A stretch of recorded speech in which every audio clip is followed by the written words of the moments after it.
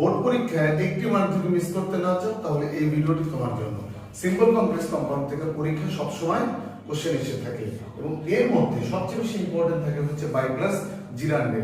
তুমি যখন সিম্পলে দেখবে বাই প্লাস জিরান্ড আছে, তার কমপ্লেক্স করবে হচ্ছে ইফ দিয়ে আর কম্পাউন্ড করবে ইম্পারেটিভ প্লাস এন্ড দিয়ে। দেখো আমরা एग्जांपल লিখে দিয়েছি, by reading book comma you can pass the exam. এটা আমরা কমপ্লেক্স করব, বাই এর পরিবর্তে আমরা ইফ নিয়ে নেব, তারপরে বাই যখন চলে যাবে বাই এর সাথে সাথে এখানকার আইএনজিও চলে যাবে, তাহলে থাকবে হচ্ছে কি শুধু রিড।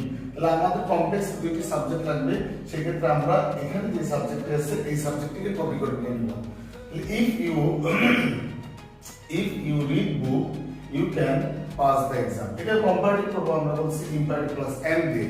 ইম্পারেটিভ কিভাবে শুরু হয় আমরা সবাই জানি, সেটা মেইন ভার্ব দিয়ে শুরু হয়। এই ক্ষেত্রে ইফ ও মেইন ভার্ব না, ইউ ও মেইন ভার্ব না, শুধু রিডটা মেইন ভার্ব। তাহলে আমরা রিড থেকে শুরু করব, রিড বুক, আর এই যে কমাটা ছিল কমার জায়গায় আমরা এন্ড দিয়ে দেব, and you can pass the exam.